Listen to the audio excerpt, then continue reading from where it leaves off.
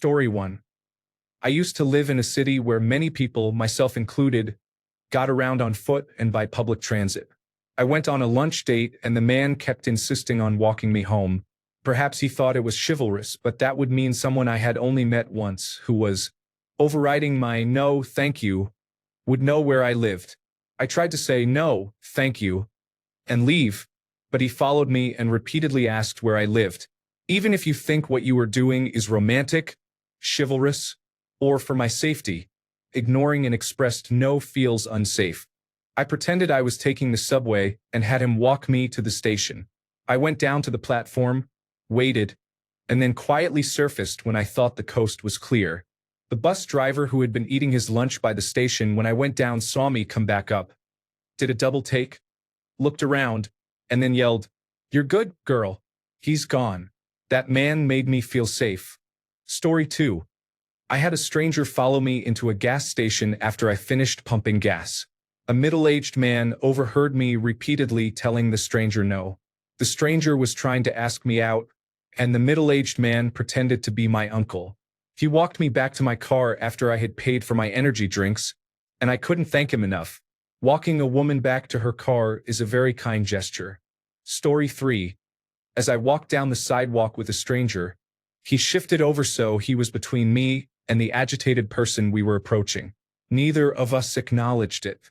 It made me feel safer. Story 4. They ask me to go on a first date somewhere remote, such as a forest or their house. They offer me rides, which may come from a good place, but I always say there is no way I will get into a car with someone I do not know. For all I know, they could be a murderer or rapist, or they might drive dangerously. Story 5. Asking whether you got home safe after a night out means more than you think. Story 6. Do not ask for my number before we have had some small talk. Story 7. Driving recklessly after an argument, especially with children, is dangerous. Story 8. I really hate it when men physically block or corner me to force me to listen to what they are saying. It happens to me a lot at work and feels like a huge power imbalance. Story 9. If, on a first date, a man you have never met suggests cooking dinner at his house or doing something at his house, the answer is absolutely not. Story 10. When a man offers to walk his female friend to her car, it is a small gesture, but it makes her feel safe. Story 11. I had a fantastic interaction with a Domino's delivery driver recently. I usually step out on my porch when I know something is about to be delivered, so my dogs do not lose their minds.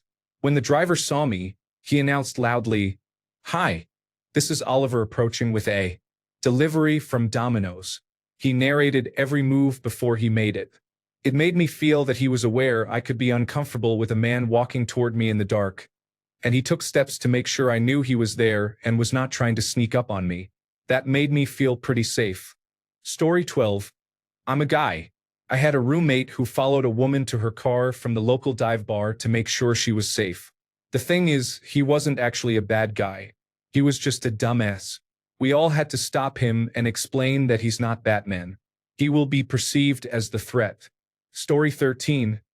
I will give 2 examples of the same scenario, both of which happened to me. One man asked me out. I said no thank you. He said, okay, worth a try. Thanks for being nice about it. And never asked again. He never acted inappropriately and stayed cordial and friendly. I felt safe. He handled the rejection well and moved on. We are still friends, and his fiancée is a lovely woman. A different man asked me out. I said no thank you. He became angry and would not take no for an answer. When I stood firm, he said I was ugly. It was very uncomfortable. If he thought I was so ugly, why would he try so hard to get me to go on a date? Accept no for an answer gracefully. No does not need a reason or elaboration, and it should not need to be repeated. Rejection hurts, but we all get rejected at times, and throwing a tantrum will not help in the long run. Story 14. Initiating a hug with someone you have just met or do not know well can be uncomfortable. Going in for a hug after offering a handshake is awkward. Story 15. The car left the road and ended up in a ditch 20 feet down, tires resting on either side of a very large root, protruding from a tree that was an inch outside the passenger door. The tree was huge, Two truck drivers saw the path the car had taken and pulled over to help. I was extremely lucky. After a long drive, I had dozed off. I told them I was all right, but definitely unable to move the car. It was 3 or 4 in the morning, and I planned to wait until daylight and then walk to get help. I was a 20-year-old, 100-pound woman. Neither driver would leave. They stayed until morning, called a tow truck to come get me, and remained until the car was back on the road and I was safe. Neither driver trusted the other to leave me alone. I was too naive to understand their sacrifice or the safety they provided. Story 16. I panic when someone intentionally blocks my way out. That is when full panic sets in. If that is your last pathetic attempt to get my phone number or flirt with me, no. You blocked my path. Now I have to confront you, and it will make us both uncomfortable. Story 17. Safe. Waiting until we are completely inside our home before driving away after a date. Unsafe. Yelling at their pets when they didn't do anything wrong. Story 18. I once told an old boss he was being aggressive because he was standing over me and yelling. He replied, "I'm not being aggressive. I'm in Davy mode. If someone tells you you're making them uncomfortable, you should stop and ask what you are doing that makes them uncomfortable." I never trusted him again. Story 19. Men do not realize how much we notice where their hands are in crowded spaces. Story 20. I once had an Uber driver. It was a shared ride and both back seats were occupied, so I had to sit in the front. The driver's demeanor was off, and he seemed aggravated, yelling at traffic. When one of the passengers got out, I said I would move to the back, and he said, "Why? I'm not a creepy guy." When a man says, "I'm not a creepy guy," even with good intentions, he comes across as creepy, and women immediately become guarded. Story 21. I made a woman feel unsafe. I wasn't thinking. At the Marriott Hotel in Orlando, a young woman boarded the elevator and I followed. I had just arrived for a conference and had checked in on my way to the room. I am 6 feet 3 inches and 250 pounds, and I had a rolling suitcase. She pressed 6 and I thought it was my floor too. She glanced at me, perhaps expecting me to press a button. Then it hit me. She was scared and on alert. The elevator did not stop at floors 1 through 5. The doors opened at 6 and she walked out, turning right toward the rooms. I followed and she suddenly stopped, as if checking her phone. Had I not been paying attention, I might have walked into her. At the time I thought it was a stall tactic and kept walking without looking back. I felt bad afterward. Story 22. I was aware of how risky it can be to encounter an unknown man in the middle of the night. I was walking home at 2 in the morning, wearing a backpack, a dress, and earphones, but nothing was playing so I could hear what was going on around me. And they were also a convenient excuse if someone tried to get my attention. Suddenly I felt a hand on my arm. I jumped back a meter and turned around. He jumped back as well and raised his arms as if to show he was not going to hurt me. Then he apologized for bothering me and told me that my dress had ridden up behind my bag and I had been completely exposed. He was very nervous about scaring me but wanted to make sure I was safe. Story 23. When dating, if a man can wait for me to initiate touch, I feel safe. Knowing I can spend time with him without being touched makes me feel secure. Story 24. Unsafe. I have had men stand so close that their shoulders touched mine. This did not happen in a crowded space. It was out in the street. Safe. Not being weird around women. It is cliché advice, but treat women like people. With some men, you immediately get the sense that they do not see women as people. A man who does not give that impression feels like a safe person. Story 25. Safe. Waiting until I go inside my house before leaving. Continuously asking if I am okay with something before doing it. I do not find it annoying. I find it really sweet. Unsafe. Touching me in any way without asking. For example, moving me aside with your hand or nudging me. Staring, even in a joking way unless we are really close. Continuing to talk after I try to end the conversation or become silent. Story 26. When I tell someone that I do not want to drink too much and they keep saying it is okay, he might even try to get me more drunk than I was with him previously. I said, "No thanks. That is not going to happen. That was really unsafe. I am not going to do that again. No, you are not listening. Story 27. I am kind of a big, scary guy, and our parking garage at work is huge, shared with other businesses. I am often there early or leaving late. If I see a woman walking alone, I usually wait until she is in the elevator before walking over. If I reach the elevator and a woman is waiting alone, I ask if she minds me sharing the elevator. I have never had a negative reaction, and if someone ever says no, I smile and say no problem. Story 28. They get offended when you try to apply basic safety practices to them. Women do it too, and none of them seem to realize they are revealing themselves. Story 29. A guy from my class saw me walking to class in the pouring rain and offered me a ride. He started out casual but became increasingly upset that I would rather walk a mile in the rain than get in the car. It turned out he was offering the ride to my twin sister, who had never met him. Story 30. How you carry yourself matters. If a man is calm, respectful, and aware of his surroundings, women notice that instantly. But if he is careless, making crude jokes or not noticing how others react, it can feel like a red flag. Story 31. Safe. Being the designated driver if anyone is tired, sick, or intoxicated. Unsafe. The same bonehead almost getting us pulled over because of road rage. All four of my brothers do this, unfortunately. Story 32. I feel unsafe the moment a man raises his voice at me. My dad rarely yelled at me, so when a man does, my nervous system quickly interprets it as a huge threat. At the very least, he cannot regulate his emotions. Story 33. My stress levels rise to the top when men shout angrily. It can happen while building a set of IKEA shelves because they made a mess, because someone did something they did not like, or because a sports team missed a goal. My ex-husband had no emotional control.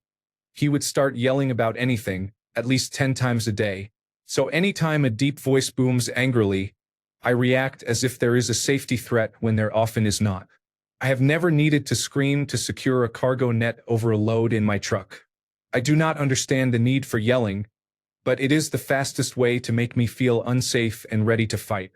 Story 34. Refusing to accept no the first time is the fastest way to make us feel unsafe. Story 35. A man hit on me on the train the other day. I couldn't escape. When I turned him down, he went back to his seat and stared at me until I got off at my stop. Stop hitting on people in spaces where they do not have the option to leave quickly. Story 36. Listening without interrupting. It is small, but it makes me feel safe to share more. Story 37. I did not realize that calling my body or appearance just a joke does not feel harmless. It sticks with me and makes me feel unsafe. Story 38. I don't like when men gang up on women. I have been at events where, after a few drinks, men team up, make jokes, and give each other looks they think we do not see. Feels really scary. Sometimes they argue with you over anything, even when they are factually incorrect, just to be on the other men's side. Often they are not even friends. They may have just met. That group mentality, when you are alone with a group of men, makes you feel outnumbered and unable to trust them. Story 39. The way my husband hugs me. I cannot explain it, but I have never felt safer than when he has his arms wrapped around me. Story 40. If I tell you I am not interested in giving you my number, please stop. I should not have to write a novel explaining why you should leave me alone. Story 41. If you choose to sit or stand close to me, while many seats are available farther away. Story 42. I am 5 feet 10 inches tall, 36 years old, and married. So I am not in a position to date, and I do not experience the street harassment that many younger, more vulnerable-looking women face. When I am on the local walking trail, I appreciate it when people passing in the opposite direction make eye contact and nod to acknowledge one another. I also appreciate when people walking dogs shorten the leash when passing. Even the friendliest dog is safer that way, and it shows they are aware of risk and taking steps to reduce it. Anything that shows awareness of one's impact and thoughtful intention is reassuring. For example, a local restaurant owner I know appears deeply angry, but he does not yell in public and his children seem happy. He channels his anger by adding more vegan options to the menu, learning to make bourbon, and creating large art projects that he plans to set on fire. Story 43. When men walk past without staring or making comments, it feels like a breath of fresh air. Story 44. When someone refuses to walk away after we say no, it is not an invitation to try harder or to convince us that we really meant yes. If we say no, believe us and move on. Story 45. The women here have made it clear what men can do to help them feel safer, so I will add one small habit I have as a man. When a female friend leaves my house after we have been hanging out, especially at night, I watch from the window until she is fully in her car, the door is shut, and the engine is running. I do this for any guest who leaves at night, and I am especially vigilant with my female friends and family. I do not live in the safest neighborhood, but it is definitely not upscale suburbia. Story 46. When a man lowers his voice and keeps his distance upon seeing me walking alone at night, that small gesture makes me feel safe immediately. Story 47. I was standing on an escalator, minding my own business, and there was no one around me. Suddenly a man walked up from behind. I thought he was going to pass me, but he stopped and stood on the same step I was on. I looked around and he was just staring at me. I started walking up immediately. It was so intimidating and scary. Why would anyone invade my space like that?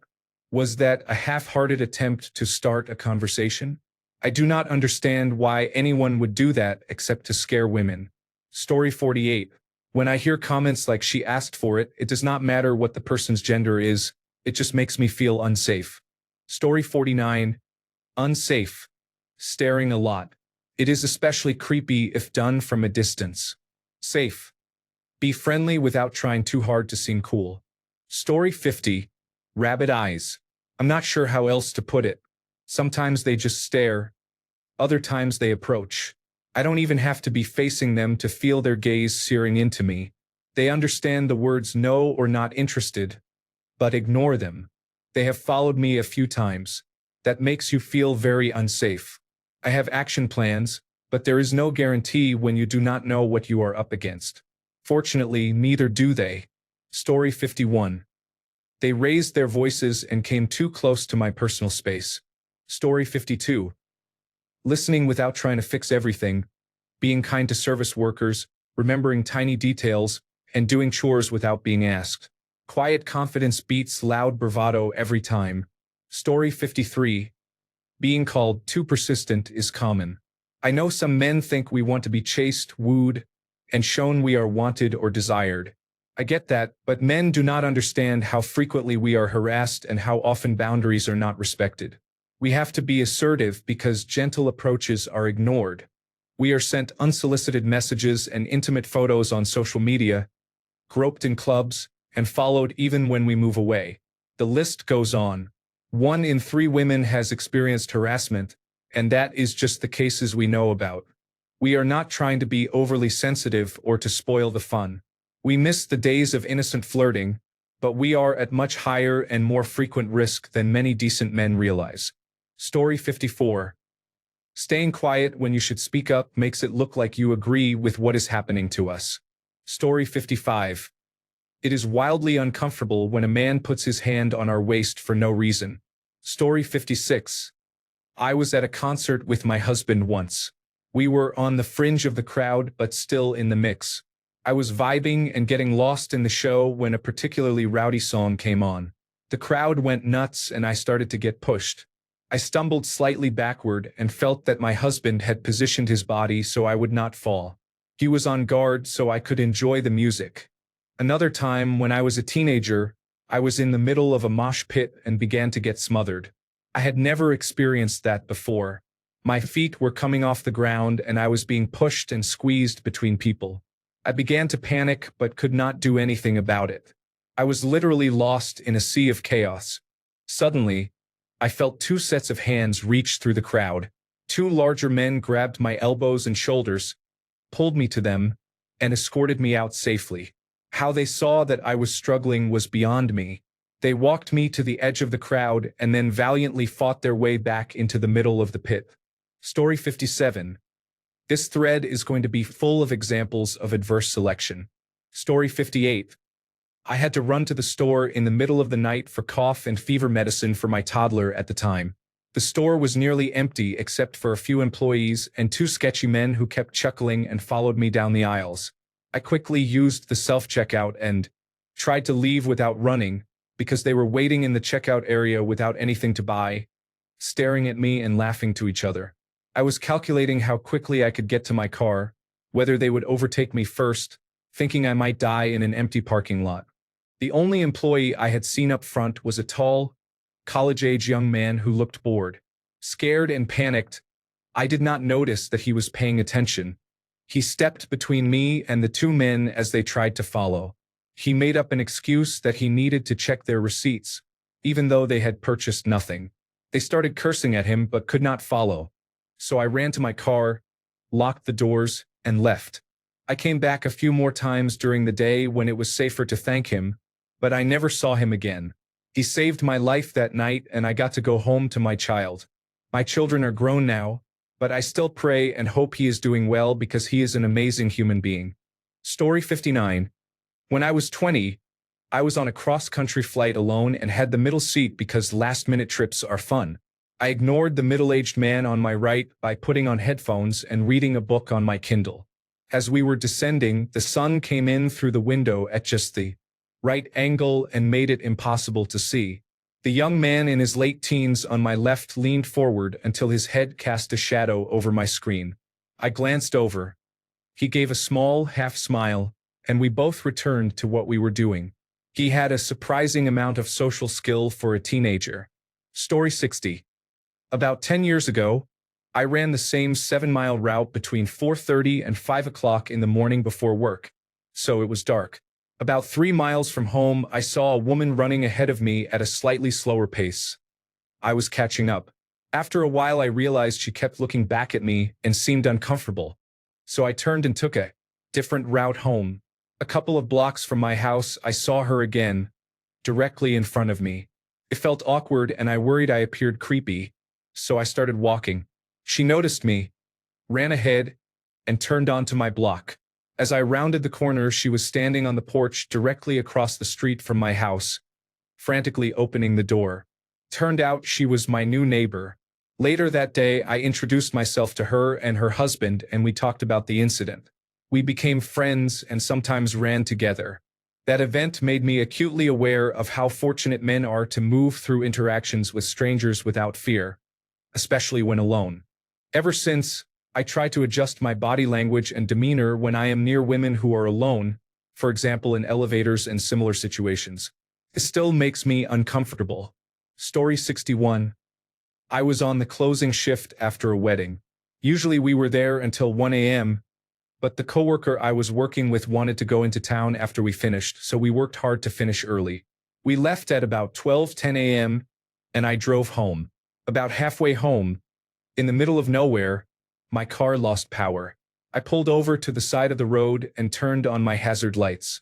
I stood at the roadside in the pitch black, calling roadside assistance, when a car slowed and parked a short distance away. I was nervous.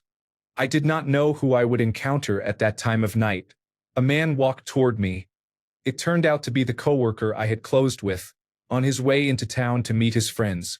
He waited until I had made arrangements with roadside assistance, then drove me all the way home. He spent about 45 minutes helping me. I will never forget that. He was young, in his early 20s. He could have driven past and pretended not to see me, but he was a true gentleman. Story 62. I was at a bar waiting for a show. I noticed a woman's tag was sticking out and tapped her shoulder to tell her. She thanked me and later said, "Thanks for not flipping the tag in yourself." At that point I thought, what on earth would I ever even consider that? She caught my confusion and said that some men will do that. Story 63. Safe means standing up to men who make misogynistic comments about us. Story 64. When they assume you want them just because they like you. Story 65. My husband always switches sides with me, so he walks closer to the street or any potential danger. When we cuddle and I shift, he lifts his arms so I can adjust and be more comfortable. He checks that doors are closed at night. I give him a quick sign when I arrive to let him know I am safe. even after an argument. When I am lying on our bed, he comes in very quietly in case I want to take a nap. Story 66. I tell any of my friends to call me if they need a ride. Gender is irrelevant. I do it for my daughter, who is 22. I know people can get themselves into bad situations unintentionally, and I would like to be there to get them out. Being a friend or a dad means being there when it is not always convenient. Story 67. Sexual predators in positions of power make me feel unsafe. Thanks a bunch for sticking around till the end of the video. Remember to subscribe, and until next time, stay awesome and goodbye.